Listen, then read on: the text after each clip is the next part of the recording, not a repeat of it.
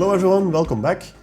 Now recently here in Belgium, and I guess by extension all over Western Europe, there has been quite some talk about, well, preparing yourself for emergency situations, and it's always said that you should have a working radio that runs on batteries in your home.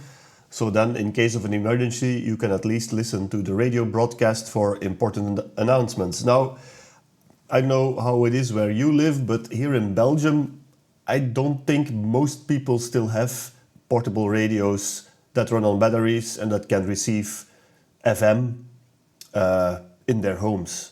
Yeah, here in Belgium we're talking FM because the country is so small and medium wave and short wave are basically not used anymore by the general public.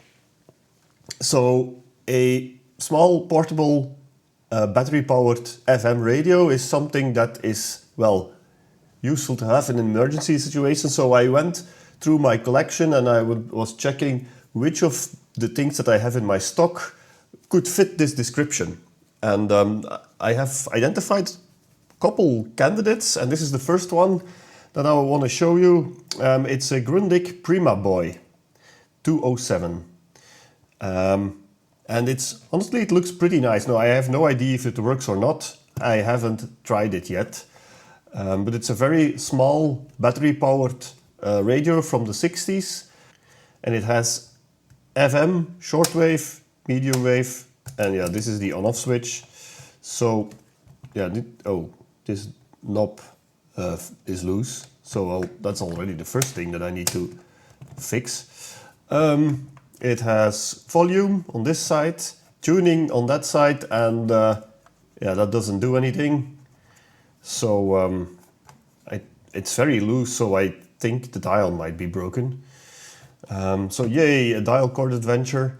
On the front, it just has a dent here and some light scratches, but it looks pretty okay. It has a rather large antenna. It's completely original and intact. See, I don't think I can even get it in shot. It's an 8-segment antenna.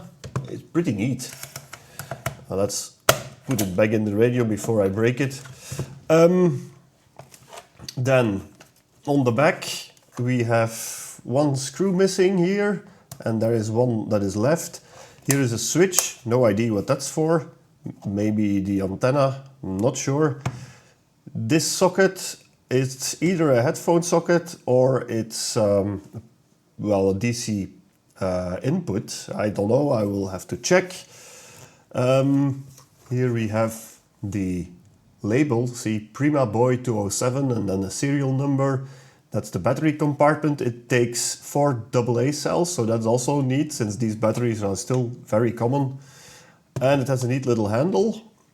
And I don't know how good this comes across on video, but it's really small. I mean, I have here my Grundig Party Boy, which I restored a while ago on the channel, and see, it's quite a bit bigger.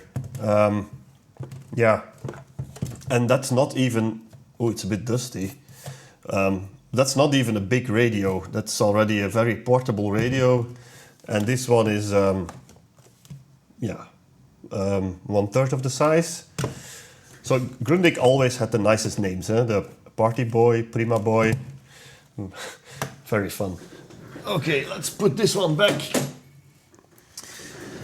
Now I don't know if this works.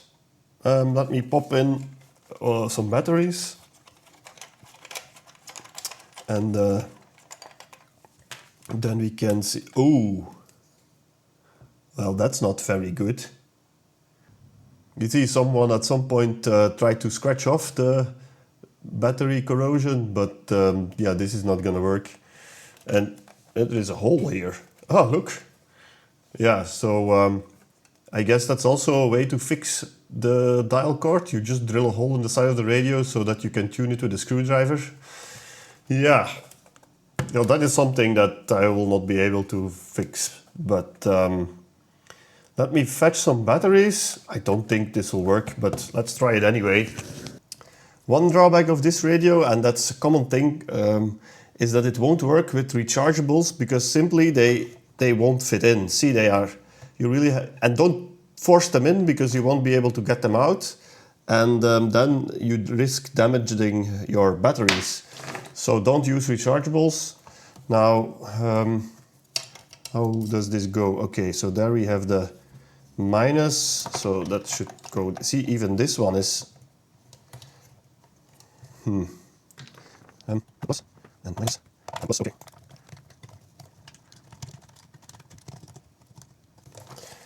Okay, it is on. And I'm not hearing anything, well, not even a faint crackle or anything. So, well, I was not expecting that to work with such a corroded battery compartment. So let's take these out. See, only 2 of those came out. So, oh, a 3, 4, okay. Yeah, let's open this thing up and see what is going on inside. Okay, so there is only one screw I need to loosen. I will need to find a replacement for the other one. And how does this come off? I guess that's the only screws you need to loosen.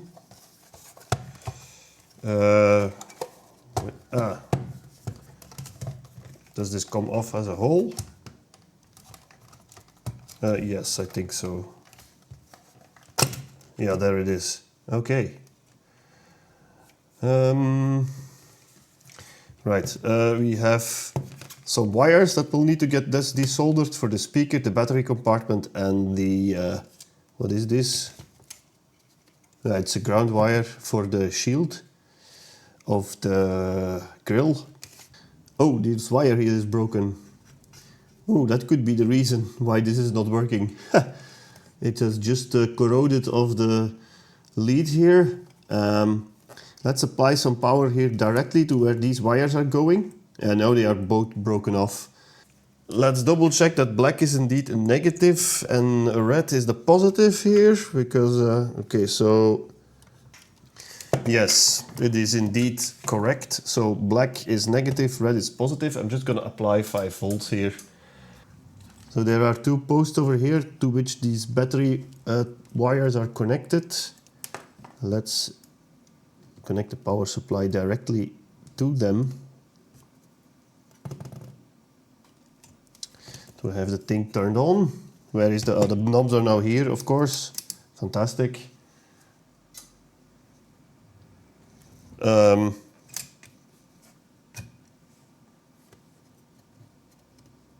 I'm not hearing anything. It's pulling 8 milliamp, which is not enough. So, whoa, the knob just flew off. What the heck? Okay. Is this making contact? I guess. But nothing is happening. Shortwave, 7 milliamps. Medium wave, 7 milliamps. FM, 8 milliamps. So something is happening. And I think the amplifier is not working. Right, let's turn the power off. Now, I do have the schematic here as well. See, so the schematic or the service manual is quite complete. It's in German, English. Well, the general explanation is in English, but all the alignment instructions are in German, which is not a problem for me.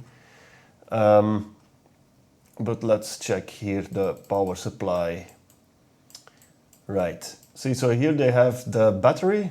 Well, 6-volt battery is indeed like 4 times a AA. But they say 5 volts. So I guess then that means that all the voltages which are mentioned here on the schematic, they assume that you apply 5 volts on the battery terminals. That's the only thing that is there in the power supply, because here you have just 2 capacitors for this filter network, and that's it. And then the negative of the battery is lifted from the, well, let's call it chassis, with the 100 ohm resistor. And the transistors, they are, well, switching to the positive rail because most of them will be PNP, I guess. Yes, PNP, PNP, PNP. That one is NPN, but that's because we have a push-pull pair here. And these are all germanium, so they are PNP most of the time. And this is the on-off switch. That could be bad, but for that I need to take the chassis out of the case first before I can reach the underside of that switch. What else do we have here? So this is the amplifier, push-pull, like I said. And oh, it's an earphone jack. So that's that socket here that we saw on the bottom of the case. Earphone jack with speaker cutoff switch. So, well, could it be that maybe the switch is dirty and that's why we're not hearing anything? I don't think so, because then I think I would see more than 7 milliamps of consumption, because that would mean that the amplifier is still running or should still be running. But they say quiescent current here is only 3 milliamps at 5 volts. Maybe we have to check that switch first. See, so that's this guy over here.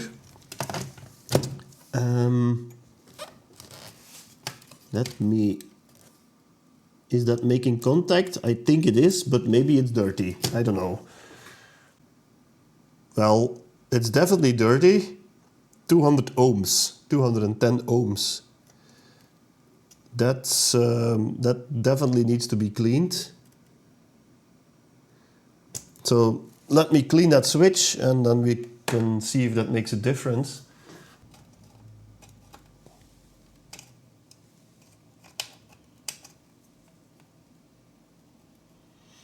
Look at that, I just plugged in a jack, a plug once, and now it's not even making contact anymore.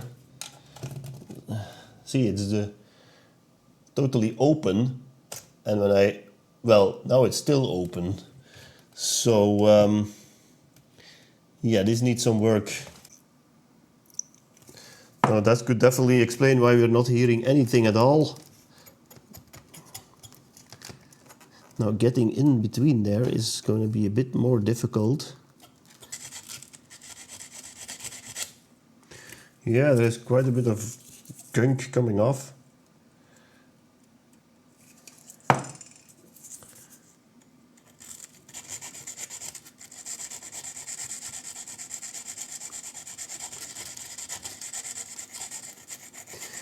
Well, you could also, if you say I'm never going to use this earphone jack, then you could just bypass it or replace it with a newer one.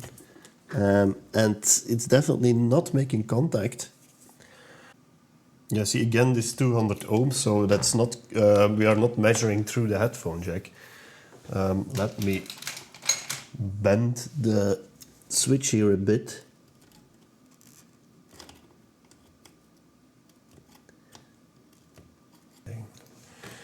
Okay, let's see if this makes contact now.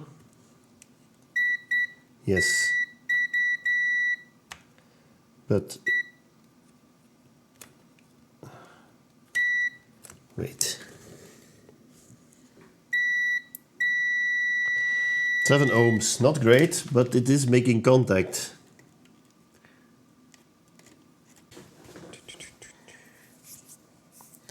Now I have this tool here. This is a remnant from my pinball machine days. This is a leaf switch adjuster. And you can use I could also use this side, but that one has broken off. Well, this is a tool, as it says, used to adjust leaf switches. I'm not sure if it's going to work in this case, but the trick for these leaf switches is you need to bend them at the base. See, so if this is the switch, then you need to bend them at the base towards each other. You don't need to push on the top, that doesn't work. You need to bend at the base of the leaf switch. It looks like now it's making contact. Let's see. Nope, still not. Yeah, see, if I push the switch, then it does. So this is gonna take a bit of bending.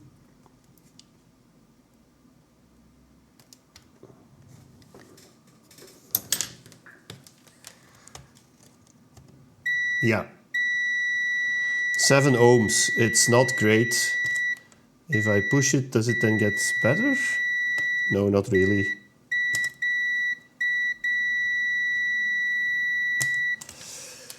But that should be enough. Let's hook up the power supply again.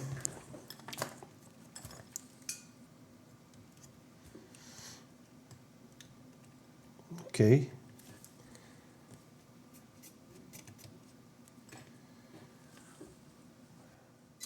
Oh! It's working! Ha! And I'm hearing David Bowie. Let's tune a bit. Doesn't work with this screwdriver. Yeah.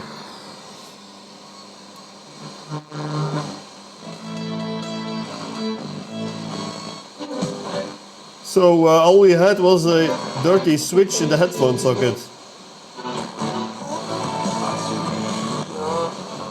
It's not receiving very well, but the antenna is, well, not extended, so let's extend the antenna a bit.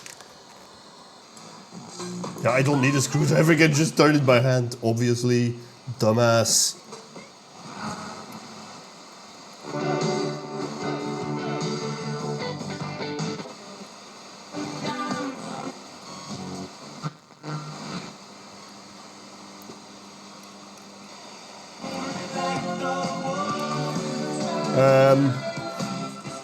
I think the alignment is close, but not really there exactly.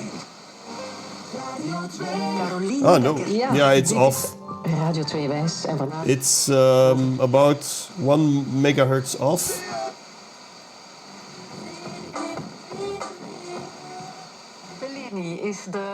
Yeah, this should be 101.4 and it's showing up at 102. This should be 99.9 and it's showing 101. So it's misaligned, or well, the dial pointer I think is just out. But let's try the shortwave. Wow.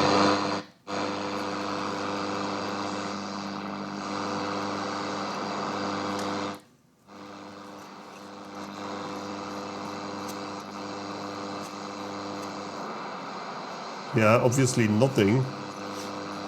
At this time of day, it's still daylight here, and I'm just with this antenna, I'm not gonna receive a lot. Medium wave. Oh.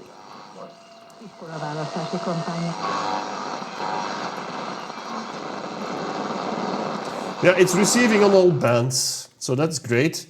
We turn off the power. Now, I think it's best to try to get this out of the case so that we can have a better look at it, and then we can check what is up here with the dial cord.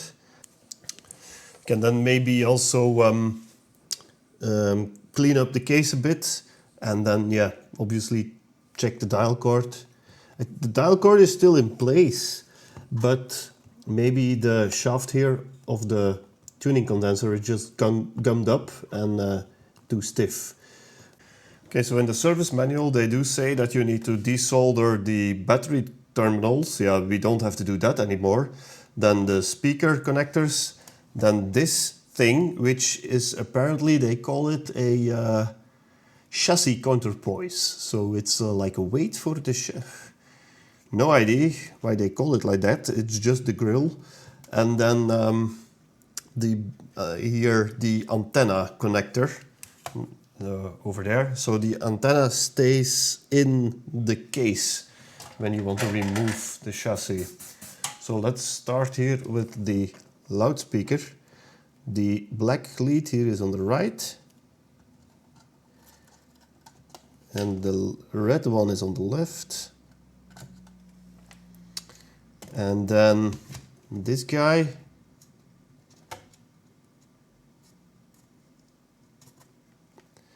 Okay, so that is loose.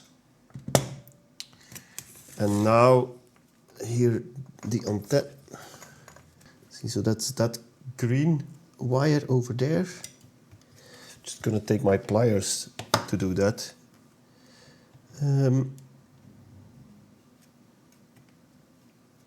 That's obviously taking a lot of heat because, oh no, it's okay, it's loose.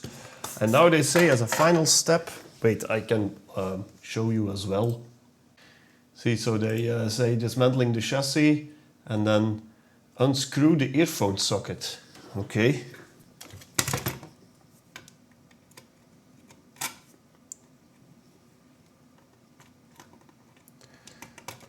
Yeah, you need to unscrew this outer ring here on this side. Okay, that's loose.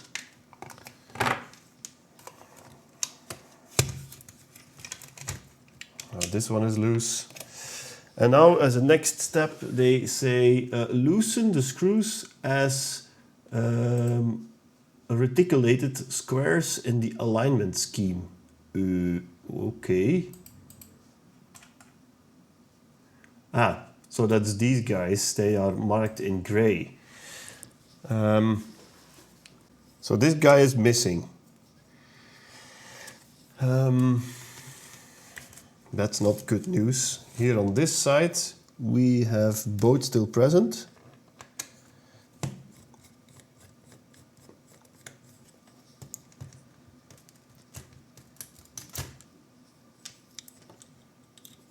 Oof. And that one is very, oh, that's broken. Well, the post here on the, I'll show you when it's removed, but the post on the case is broken. And then this guy.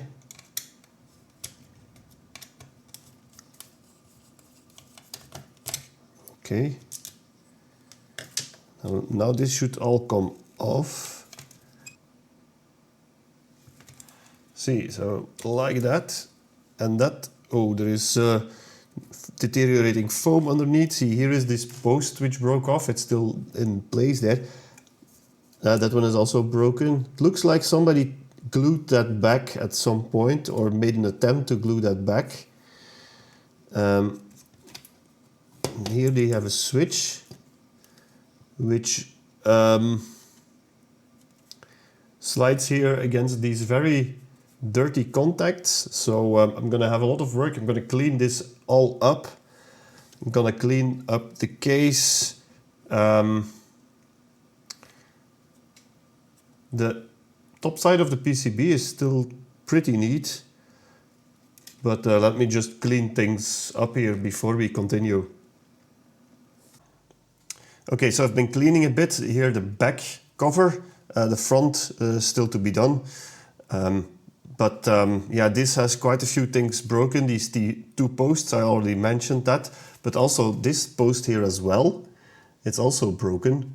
If I take out that screw, then that black post just falls out. So that's also gonna need some glue. We're gonna need to glue this back. There's a switch here that has been cleaned. I wanted to take off the tile glass. It's plastic, but I don't know how else to call it, the window. But it doesn't come off. Even if I take off the screws, it's stuck in there. So I think maybe somebody glued that in place, or it was glued from the factory. No idea, but it doesn't come out. So yeah, that's that.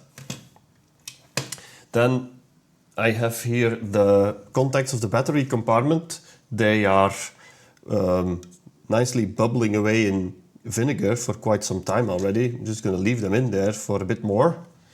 And then I started here looking at the chassis itself and why this dial string isn't working. And I found something interesting. So first I thought it was the shaft of the tuning condenser that was gummed up. So I sprayed, or well, I tried to keep it as limited as possible, but I tried contact cleaner, isopropyl alcohol, WD-40, and I couldn't get it any more loose. And then I thought, well, at the same time I was listening to a podcast, so well, I wasn't really paying that much attention. But after a while I thought, maybe I need to check the dial string. Maybe it's the string itself. And yeah, indeed, I think there's something wrong with the dial string. So first I thought maybe it's not original, but then I found on Radio Museum pictures of the same radio with this type of dial string. There are also pictures with another type of dial string, but this one is definitely in there as well. So the dial string is original. Okay, so I have the dial string on the screen here, and I would like to point your attention to this part over here. So that's the where the tuning knob is located. So here is the tuning knob, and the shaft of the tuning knob has two pulleys. I don't know if you can see that, but there are two pulleys right next to each other. And so here you have the tuning condenser, and the dial string is, one side of the dial string is going over one of those pulleys, and the other side of the dial string that comes from the tuning condenser is going over the other pulley. So here you have this line. Those represent the two pulleys from the tuning knob. But what is interesting here is that here in this drawing they show that there should be three turns around the outer pulley before the dial string goes to the tuning condenser.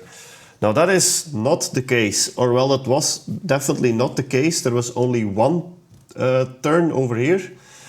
So that already might explain why it's not working perfectly.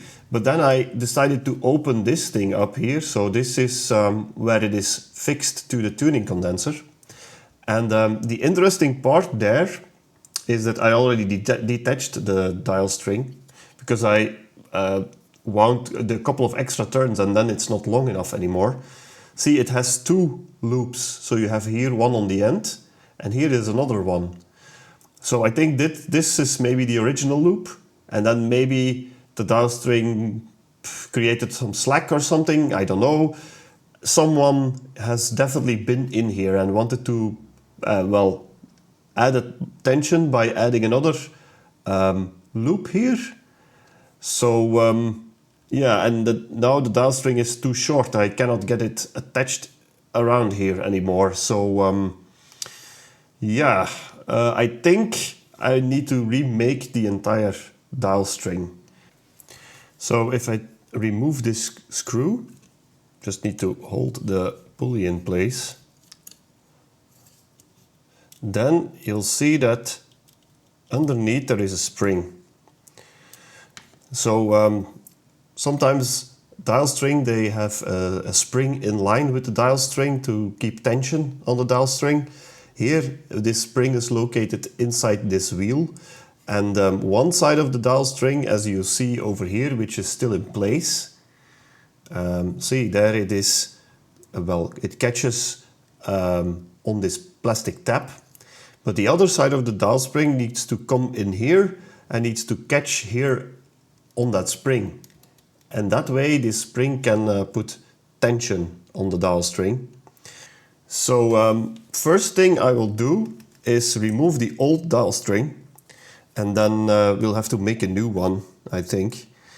So we see here on the drawing that the length of the dial string should be 68.5 millimeters or 68.5 centimeters. So we know how long it should be. I think I'm gonna take the old one off and measure that one, but I think I'm gonna replace it anyway because it has this extra loop that I will not be able to get out, and it's also starting a bit to fray on where the pointer was attached to it. Yeah, I'm not gonna put that in the video because I have no idea how much work it is. It could take a very long time to get this dial string recreated, but yeah, it could be done in 5 minutes, could take 5 hours. Well, maybe not 5 hours, but well, a couple of hours. I don't know. So I'm not going to put all of that in the video. Okay, let's see. How long is this one? Well, the old one. It's 65.5 centimeters, almost 66. So that is, yeah, 3 centimeters short.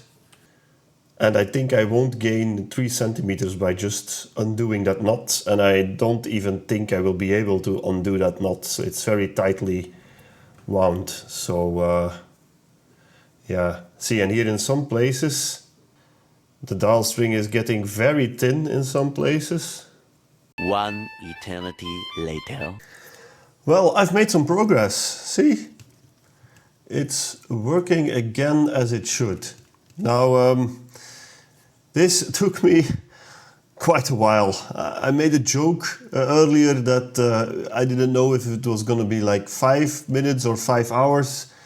Well, it wasn't 5 hours, but I think it was at least 3 hours to get this dial string on. It might look very simple, but I can tell you, it's not a joke if you don't really know how to start. The first mistake I made is that first I tried to replace the dial string with this one. That's a normal dial string that I have in my stock. Well, that's normal dial string material. And that was just too thick. It was the thinnest type of string that I had in stock, but it was too thick. It didn't work. See, the original one, I have it still over here. See, yeah, that's quite a difference. And there is this pulley over here at the tuning wheel where it needs to wrap around multiple times, and then it was just too thick. The cord started sliding off, and yeah, simply not possible. So then I decided to make a new dial string out of well, sewing thread. This is very, very strong sewing thread. Thickness is more or less the same as the original one, maybe slightly thicker, but not much. And that really worked very well. I did have to fiddle a bit to get the exact length and to get it exactly at 68.5 centimeters and to have the loops at the ends not too large. So that took me quite a while to get that exact dial string. And since I've had practiced so much with this one, well, it was not that easy, not that difficult anymore to get it on. So let me explain you quickly what I still remember on how I put this dial string on, just to give you some clues where to start. So see, over here, wait, what is the camera? So this is the tuning wheel, that's the tuning condenser. If you loosen that screw with the washer underneath, then you will also loosen the spring that tensions the dial string. But you need to take it off. So first take that off, and then the wheel comes loose by itself. And you have two, in the plastic wheel, you have two pins, one here on this side and one on the top side, to which you can attach the dial string basically. But you're gonna only use one of those two pins. And if you have the opening here to the left, then you come with your dial string and you hook it. Wait, I'm gonna take something else to point. Then you're gonna come with your dial string and you're gonna hook it right there behind that plastic pin in the wheel. And you're gonna thread the dial string through this hole and then across the bottom of the wheel. And see, that's this guy here that comes out here at the bottom. That one then goes, so that's the bottom one here. That goes to the left. Well, in this view, there are two pulleys here on this tuning wheel. That goes over the left pulley and then underneath the antenna, the ferrite antenna, over this pulley, then it comes back on this pulley, and then it wraps around the other pulley here, so the one closest to the tuning wheel. And there I wrapped it around 4 times. I really needed the 4 times to get the tension. I first tried 3 times, that didn't give enough tension. See, I wrapped it around 4 times. I'm not sure if that shows up. Yeah, there it shows up, see. On the wheel closest, or the pulley closest to the tuning wheel, it's wrapped around 4 times. On the other wheel, it's only, well, half a it's not really even wrapped around, it's just riding that pulley. See, and then it comes back here to the top, and then it wraps around this wheel 2 times, comes in here through the same hole, but then you need to put it, or you need to connect it to this spring here to hold it in tension, basically. So what you can do then is you can simply attach the screw and the washer, and then you can pull this. You can pull this spring back all the way as far as you need it, and then you hook around the loop of the dial string at the end. You hook around that spring, you loosen, and it should tighten the dial string. Yeah, that took me quite a while. Then there is a high chance that it's not really aligned well, because at certain point it will stop rotating because you're at the end of the string here, but you're not necessarily at the end of the travel of the tuning condenser, and that can simply be adjusted by lightly loosening this screw so that the wheel can turn freely from the tuning condenser, and that way you can adjust the position of the wheel compared to the position of the tuning condenser. So adjusting that is very easy. The difficult part is getting the dial string on. And see, it has enough tension now, and it's working perfectly fine. Really, that was a big one, and I'm really glad that that is done now. I also went ahead with cleaning. So I cleaned the case. I took out the speaker.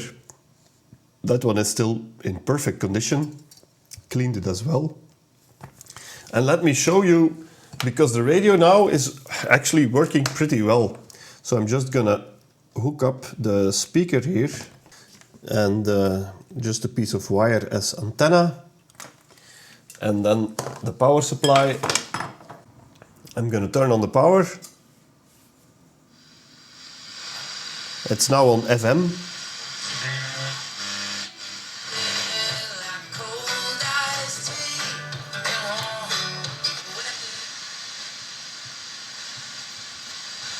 On this side of the dial there is not much stations.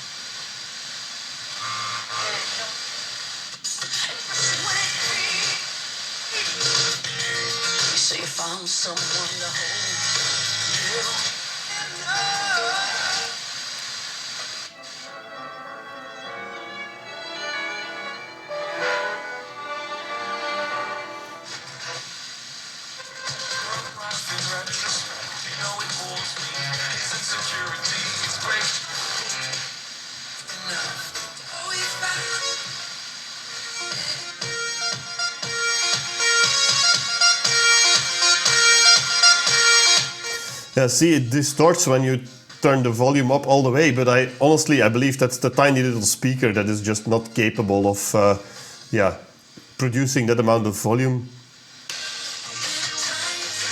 Dat wel zo slim is. Dus aan iedereen die nu vrijdag meeloopt in Brugge, het zou lief zijn moest je een pulke voltaren of zo meenemen. De firma dankt u. Deze hit is nieuw bij Q. Dasha die gaat niet meelopen, ofwel ze is er niet bij op ons loopfeestje vrijdag. Nieuw deze Not at This Party. Well, see, so on FM it's not too bad at all. Medium wave and shortwave will be a bit more difficult because multiple things.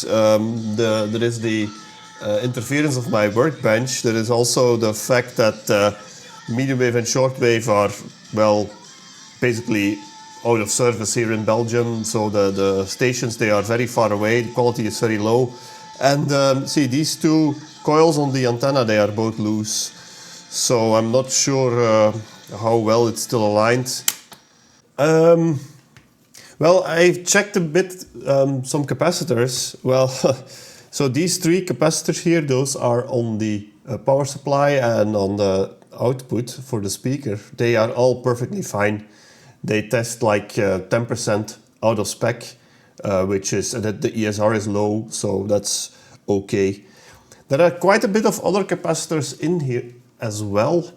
See, those are electrolytics. Those top two are not, but these 1, 2, 3, 4, 5, and 6 all the way down there, those are like electrolytics. And I think those are paper caps. Do I really bother changing these out? Honestly, at this point, I'm really tempted to leave them in. Because it's such a small radio, it's not going to be hi-fi. It works perfect. Well, maybe not perfectly, but it works. It doesn't have any distortion, or there is nothing really, there is no real defect. Maybe it's a good, well, maybe we should just leave it in its original condition. It's not that you're gonna use this to, well, do some hi-fi radio listening, right? What I can do is I can maybe have a quick look at the alignment and check some basics to see if the alignment is still okay. And of course, realign the dial because, well, we replaced the dial string. So that I also will definitely need to check.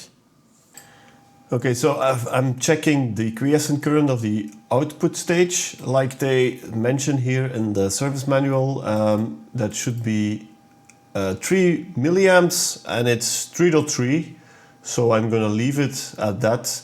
It's very simple to measure. You need to, here on the PCB, you need to cut the trace basically, or desolder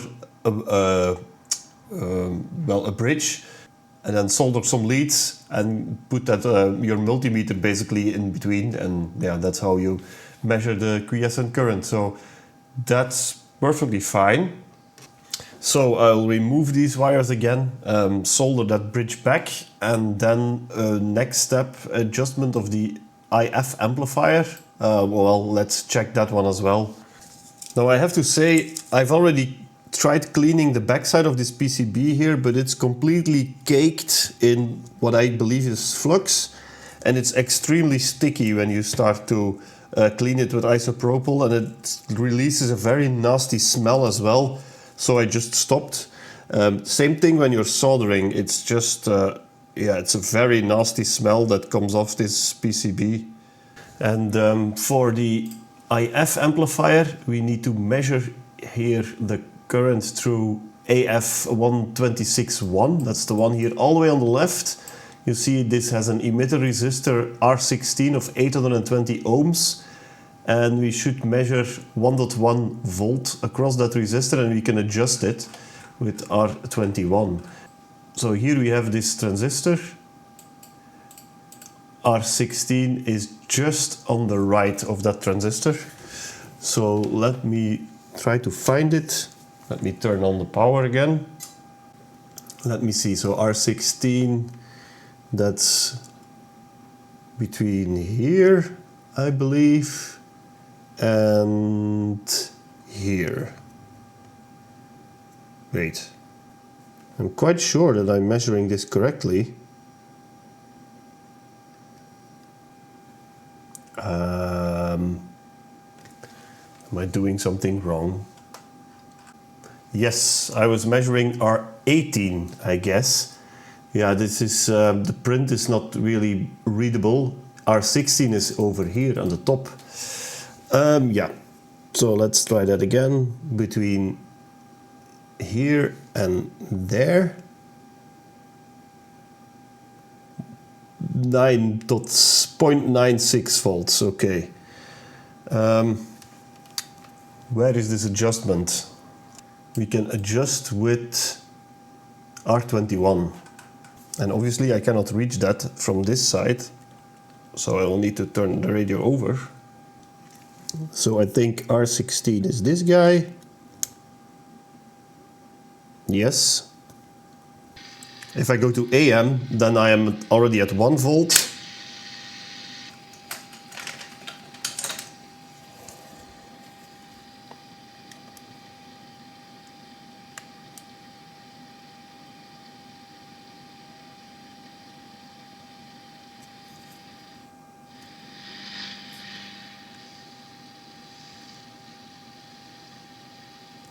Yeah, I'm gonna leave it like this. That's fine. I don't think that makes a difference.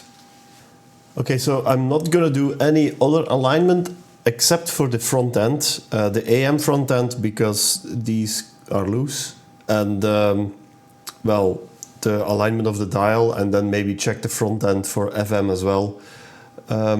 But to be able to do that, I need to put the chassis back in the cabinet, because I need the dial glass, obviously.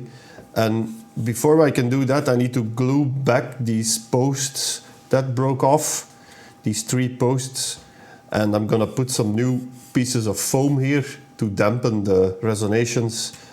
And so let me first do that, and then we can continue with the checking of the alignment of the dial.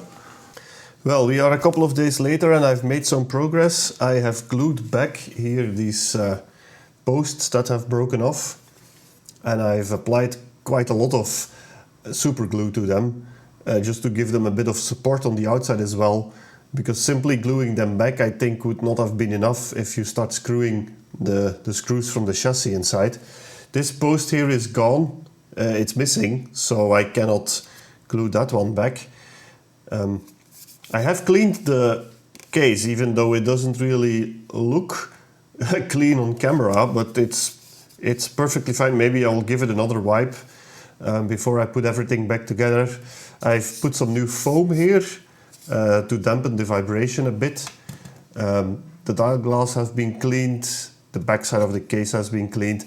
I believe this switch here, I also cleaned the switch. It's a tone control, but I haven't really checked in detail. These guys, yeah, they aren't great.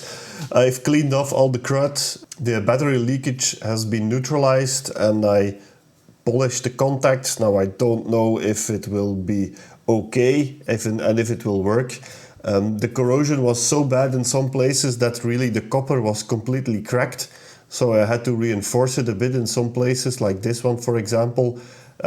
Yeah, because otherwise it simply would have fallen off, I believe.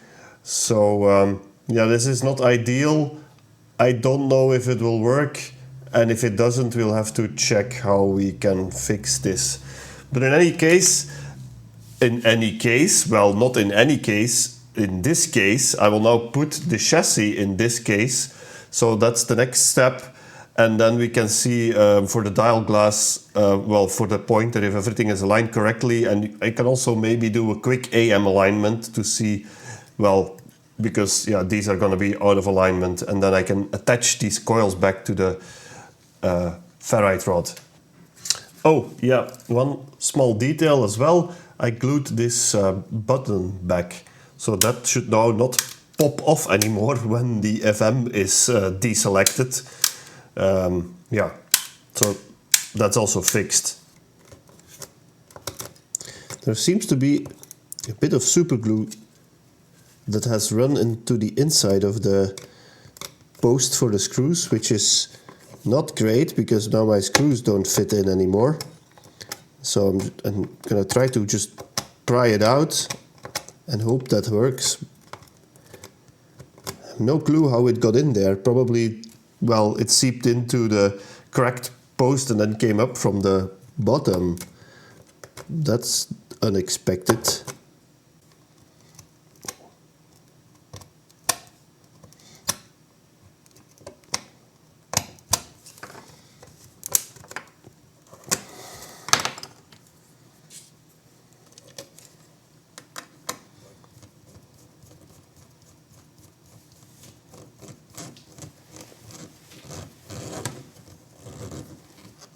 Yeah, this one is catching now. Finally.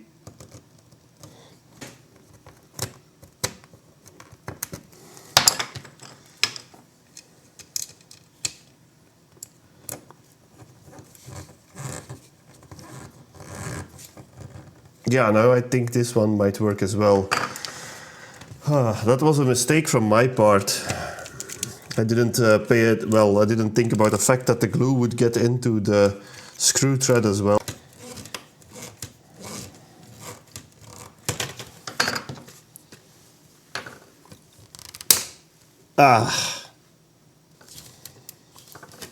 Shit.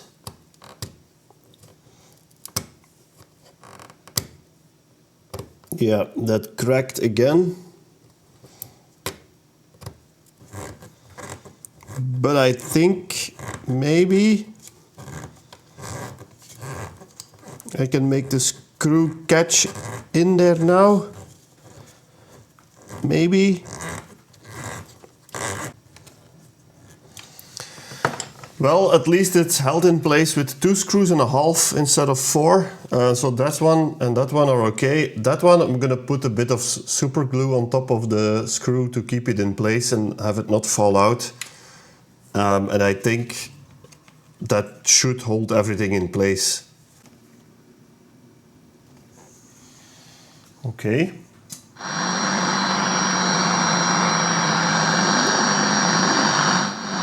Yeah, I'm on medium wave now. Let's go to FM.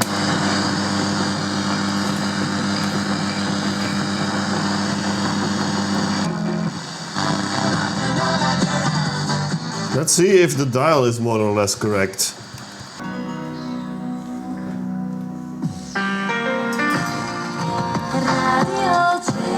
Okay, so this should be 97.9 and it's slightly off, see? So it's not, so I need to shift it slightly.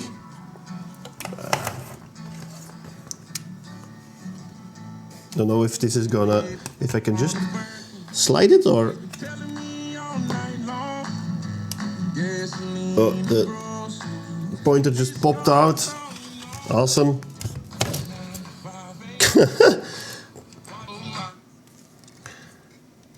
Just turn down the volume because otherwise I'll get a copyright hit while I'm doing this. Okay. Let's see if that's better. No, it's not. Thinking. Yeah, it still needs to shift a bit more. Okay.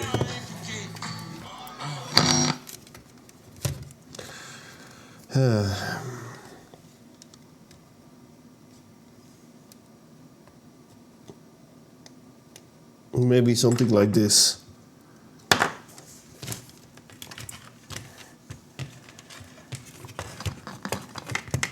Duh.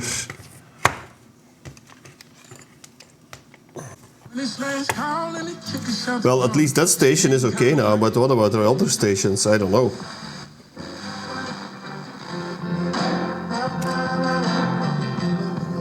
Is this radio 1? Radio 1 over here should be 99.9. Let's check my other radio. Yeah, because this one is set here to that station. So that's 99.9, so basically 100. And that is correct on the dial. So I think the FM is okay. Should also be a station at 102. Yeah, it's, well, if you're picky, then it's a bit too much to the left still. But it's fine. For me, it's fine. Okay, so then I have only one thing left to do, and that's check the alignment of the AM and see what I need to do with these loose coils here. Okay, so I am gonna do a quick alignment for the AM here. As I said, I'm not gonna touch the FM alignment because the FM is working pretty well. So I have here the alignment instructions. I have a, as you'll see, well, first step here is the FM. I'm gonna skip that. Then here we have the IF for the AM. We're gonna quickly check that. I have a 460 kHz signal being generated by the signal generator with some tone modulated on it. They say here, well, you need to align the different stages. First, filter 3, so that's the last IF stage, and then you need to connect your signal generator to filter 2.12. So that's really difficult to do because, let me show you here. See, so this is filter 2, that's 0.12, and this signifies over here it's a break in the signal trace, so it's capacitively coupled between two traces on the PCB. So the only way to reach this point is basically on the underside of the PCB, and I have already put the chassis back into the cabinet, so I cannot reach these points anymore. So what I did is I went a bit earlier and I connected to the previous stage. So I connected it before stage 2 basically. So I connected here to the collector of AF126.1. So here on this side of resistor 17. So that's over here on the PCB. And then I can do both, the first two steps in the alignment at once. So then I can do these two steps here at once. So I can align filter 3 and filter 2. So that means I need to adjust coils 1, 2 and 3, Roman numerals, for maximum and symmetry. And I'll put this on the screen here. So coils 1 is over here, 2 and 3. Now this is upside down compared to how I have the radio over here. So let's see, on the screen you also see the oscilloscope with the output signal. I'm taking that just behind the detector. So before the volume control, behind the detector. It's also not really exactly where they say you should take it, but again the point where they say you should take the output signal is also on the underside of the PCB, and I can't reach it anymore. But the signal is there, see? But let's do this. So coil 1, that's that guy over here. So we need to adjust for a maximum and a symmetry. So basically we need to adjust for a maximum but also for a decent sine wave. If I can get my screwdriver in there. Yeah, there it is. Okay. So that's climbing, but it's deforming, see? And then the other way, that's decreasing, and there it's deforming again. So I'm gonna adjust it for this, because this looks like the best sine wave to me. That's a bit better, that view. See, so this is definitely more of a maximum, but as you see here on the bottom of the sine wave, it's getting quite distorted, see? And then if you go into the other direction, same thing. So I think this is the best sine wave I can get. Like this. Okay. Then number 2. Let me see. I think that's this guy. Yeah. Same thing. That's not increasing in that direction. In this direction it's increasing slightly. Okay, let's leave it like this. Then coil number 3, it's down in here. That's not doing much.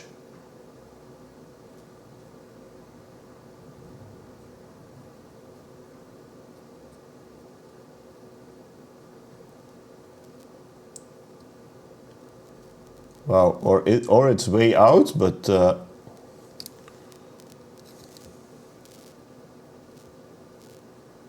that just keeps increasing.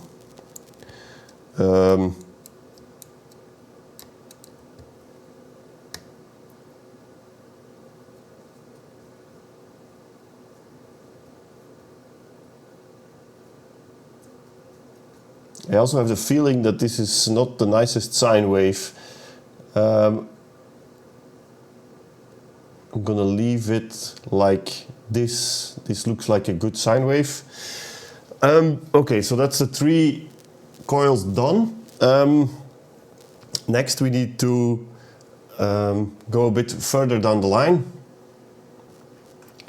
So I'm just gonna go one stage earlier. So I'm gonna connect this here to the collector of this AF121.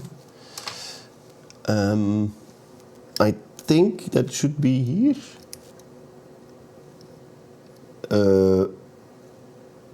Okay. As you see now my signal is clipping, so I'm just going to reduce the amplitude of the signal generator here a bit. Okay. I think that's fine now. And then we have to adjust, where are we here?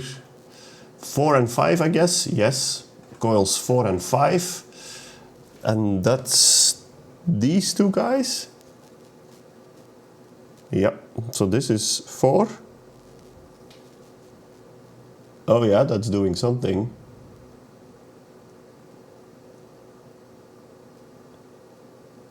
That looks good. And then 5. If I can get my screwdriver in. Come on.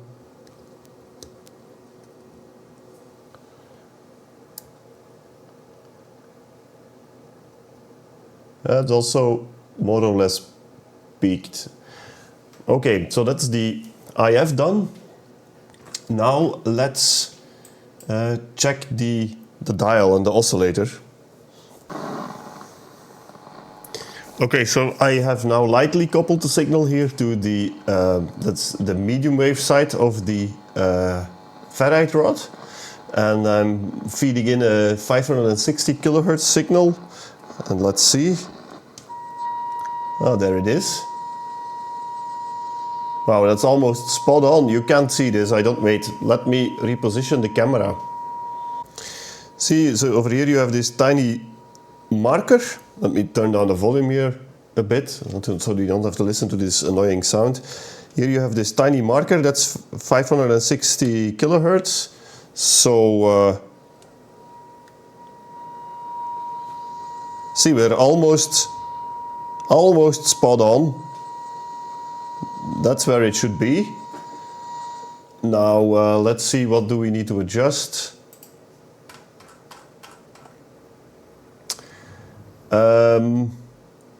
1 and 3, and those are 1, I believe, is this guy. Yeah, I cannot also put that on the camera. It's either one or the other. Okay, that's more or less peaked.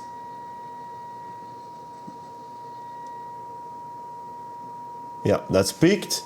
And then 3 is the coil on the ferrite rod itself. So wait, maybe this is a better position, but now I have to work around the camera. But it's this coil.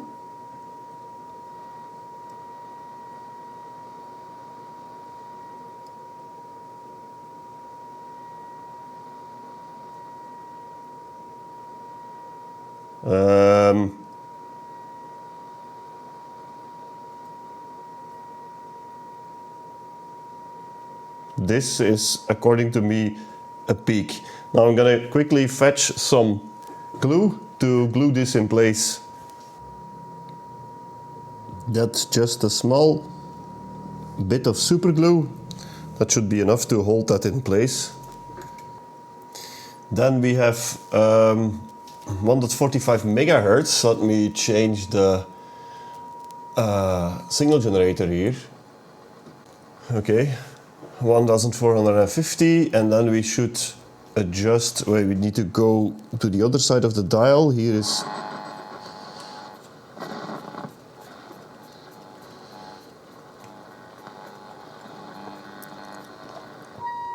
Yeah, that's also slightly off. Yeah, that's slightly off. We need to adjust 2 and 4. And those are 2, that's this guy. Oh, that's very stuck. I need to loosen it with a normal screwdriver first.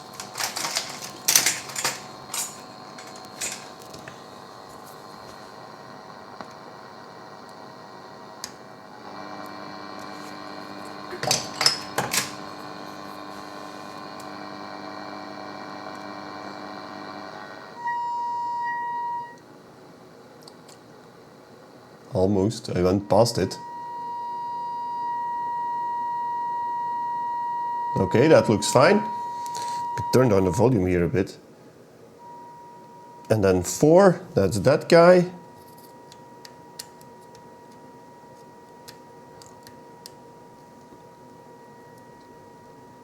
That's adjusting as well for a maximum.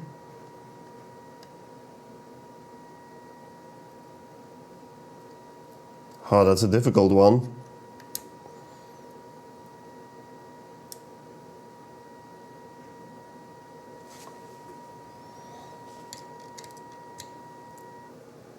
Oops.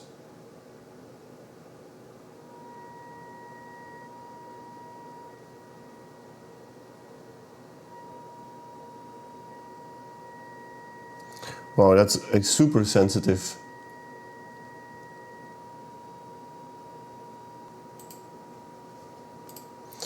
Yeah, so this capture software for capturing my scope keeps crashing, and then every time I have to reboot my scope, it's super annoying. I think I'm gonna file a ticket at Sigland because this is just horrible. But well, I'm not. I don't have any hopes to have this fixed because I've also had a bug in my Sigland signal generator. I filed a ticket for that as well, and they just don't. They reply, but they don't do anything about it. So it's super annoying. Or I'm gonna have to find a different way to capture the screen of this scope. But what was I doing here? I was adjusting this. See, and it crashed again, I think. Yeah, it's crashing again. So I will not be able to share this on the screen. It's just super annoying. Okay, so yeah, you're just gonna have to believe me that I peaked this one because I cannot capture the screen anymore. Okay, next step is the shortwave. For that I need to swap the lightly coupling here. I'm gonna change it to the other side of the ferrite antenna. And then I'm gonna set the signal generator to 6.1 megahertz. Okay, then we're gonna change to shortwave. And 6.1 megahertz is quite far out. Or I was getting an harmonic. Huh.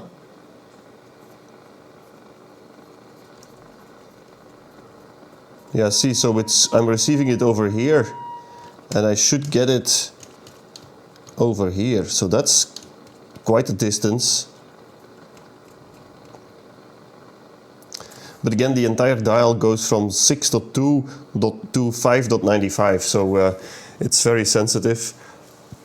And we have to adjust 5 and 6. 6 is again the coil on the antenna, 5 is this guy. I think for this one we're gonna need to follow it. And first I need to get my screwdriver in. Yeah, there I have it. And for that we're gonna need to follow it along the dial.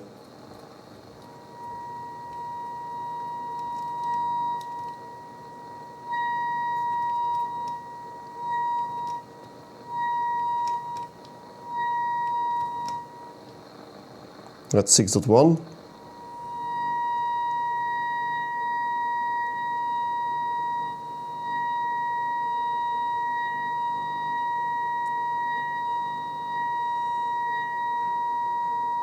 Okay,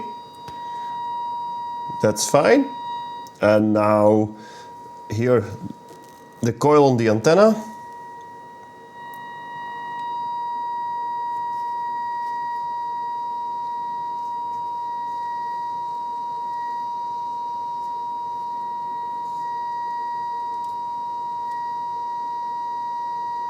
I think that's a peak, and we're again going to turn down the volume and glue this back. Okay. And then I think we're done. Yeah, so let's give this a try. I disabled all the equipment here on my workbench. I turned off the lighting.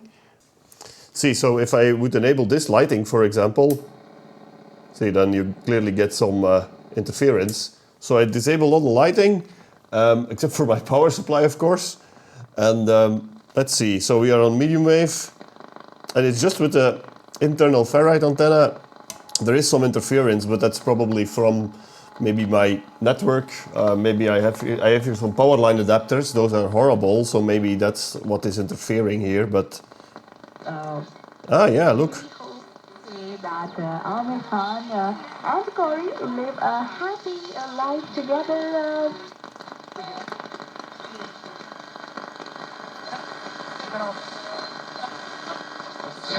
There's no car, like a motorway car. Okay, 25 glorious years. So we are clearly receiving stuff on medium wave. That's nice.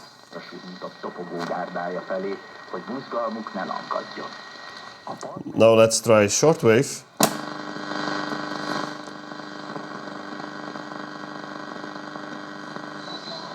Yeah, we're also receiving on shortwave. But the interference is much, much worse.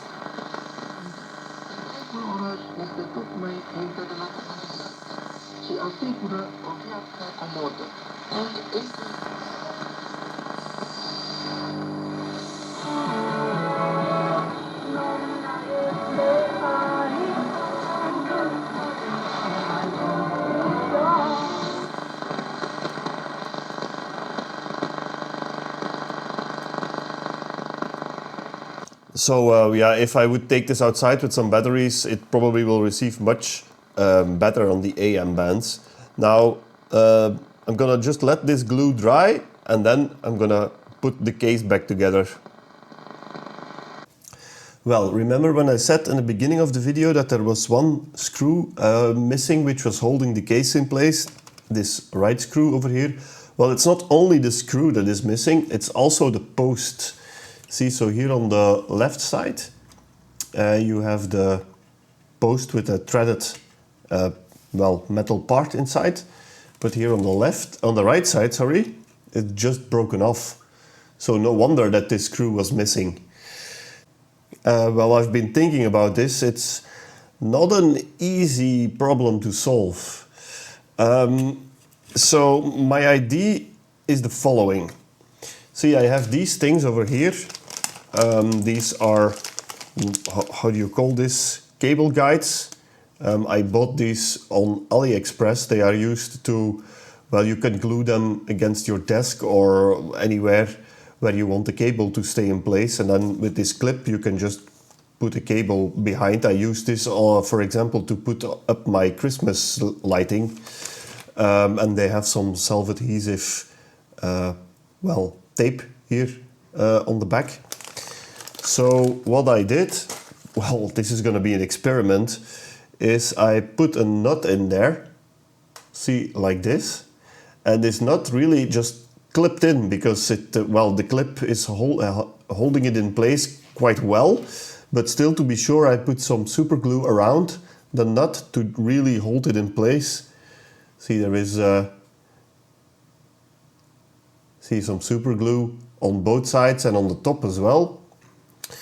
And the idea now is to put this like this over here against the side of the case. There was still a bit of post left. I dremeled that away to get a flat surface here. I think that should work.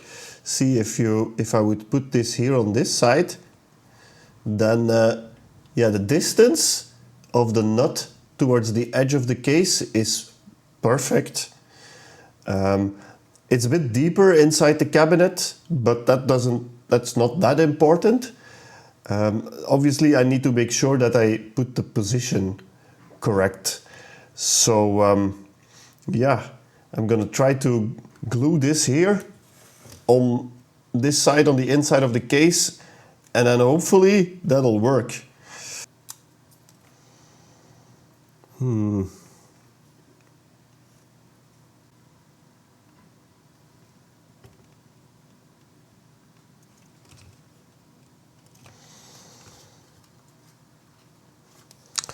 I hope that's more or less it. Does the case close? It does close, so that's fine. I hope it also doesn't interfere with the batteries. No, it doesn't.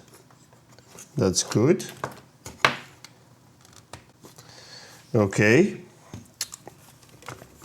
Now let's see if the screw fits in.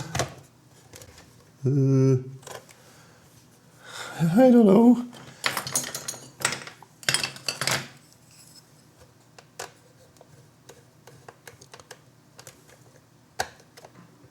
It does. Okay, it's sticking out here a bit. How come? That's not... Yeah, I think maybe my glue is not fully... Yeah, my glue is not fully dried up yet. It does catch in the nut, but my glue is not yet fully dried, so I am pulling the screw forwards when I am tightening it. So I'm just gonna let this dry overnight, and then we're gonna attempt again tomorrow. Well, we are the next day and this has dried, and honestly it feels pretty solid now. I think this is going to do the trick. Yeah, now I put some batteries in, closed the lid, and nothing. The radio just didn't work, there was no power coming through. So I started checking here the connections on the battery compartment, and when I did that, one tab here just broke off. I remember I said earlier in the video that this was almost broken here due to the amount of corrosion that these tabs had suffered due to the battery leakage, and now yeah, it simply broke off. There was a lot of corrosion and gunk underneath, so so this thing is really, it just keeps giving issues, this radio. So what I did is glued it back with some super glue, and then I ran a wire and I put some solder here over the crack, and I soldered it on both connection points to make sure that we had a good connection. And yeah, that I hope should do the trick. Man. Now I have some batteries in here.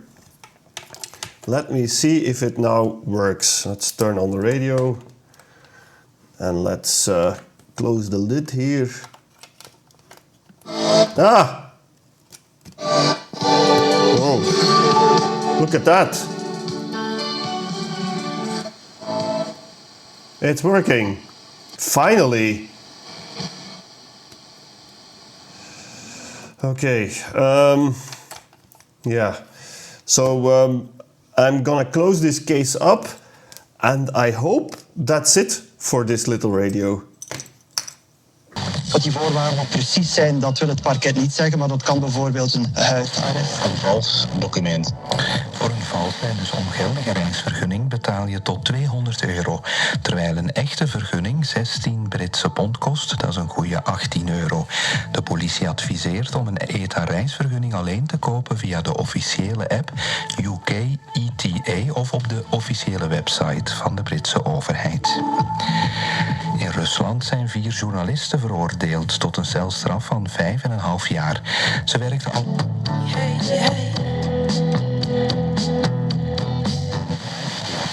opgericht door oppositieleider Alexei Navalny. Hij overleed vorig jaar in...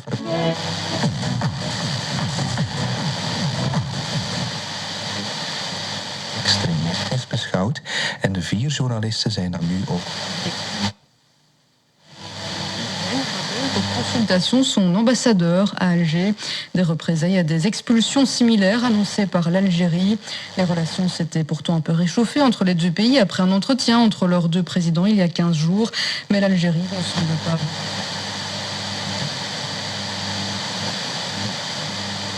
Rusland heeft een eigen... Les deux rencontres qui commencent...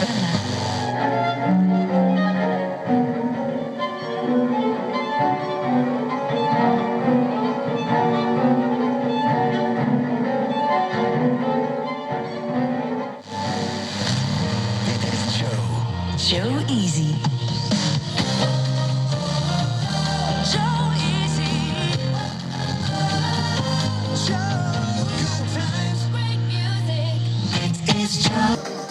Well, as you see or as you hear, the radio is working perfectly. It's really remarkable how good this thing sounds, and this is on a FM. So on FM, I didn't change anything in terms of alignment or anything. So yeah, and it's working and looking pretty remarkably well, actually. I'm really happy with the result here. The only thing that you see is that I have a different screw here on the right, but for the rest, it's actually, well, very pleased with the result. Now, I thought when I was starting to work on this radio that it was going to be a quick fix, probably changing the capacitors, maybe a transistor here or there, then maybe do some alignment, and that would be it. But that turned out completely differently. I mean, electronically, this thing was like new, working perfectly fine, but physically, man, this had taken a big beating, I think. We had to redo the entire dial cord. There were so many screws that were broken. I had to, well, this battery compartment with all the battery corrosion.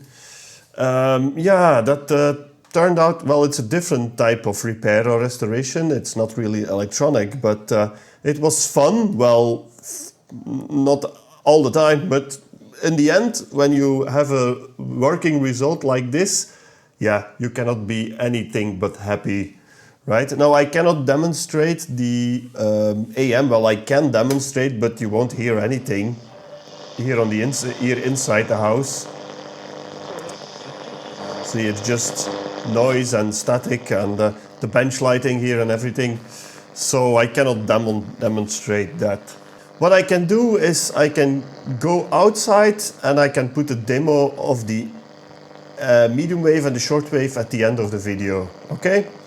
So, really happy that this turned out this way. I hope you enjoyed this video nonetheless. It was quite different than usual, but okay, we have a nice result, and I like the fact how portable this thing is. I can put it in my backpack when I go hiking, and I can listen a bit to the radio while eating my sandwiches at noon. So that's pretty nice.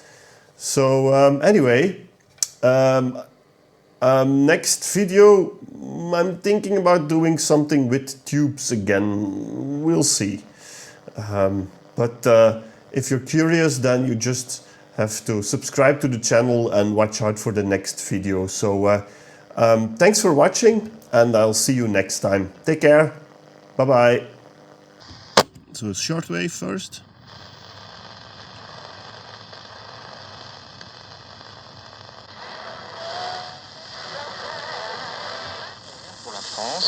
Le Canada arrive en troisième position avec 1 milliard, suivi de l'Italie.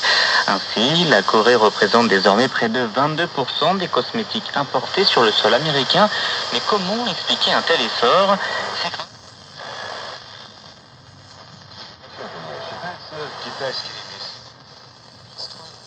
De asemenea, nici femeile care suferă de anemie nu trebuie să consume pe termen lung ceai de trandafir.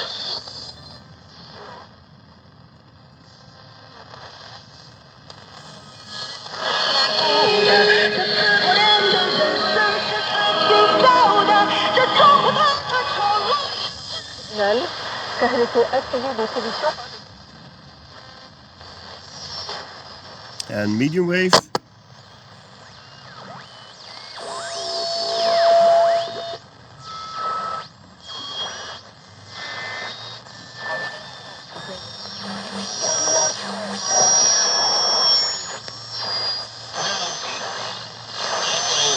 In the park for France, but the pass, the weight on the pass forward from Nuno Mendes, but Barcola a great forward with Paul.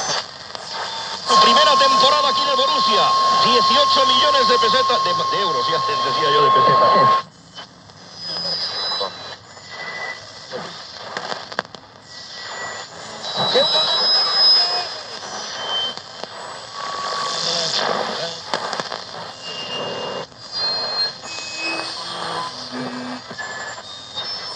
That ball, I think he was a little bit. Inside full stretch, he was almost by the penalty spot in the end when he made contact with the ball, but his arms were at full stretch and he just knocks it straight into the path of Hakimi, who kept his head down and slammed it in emphatic fashion. So brilliant.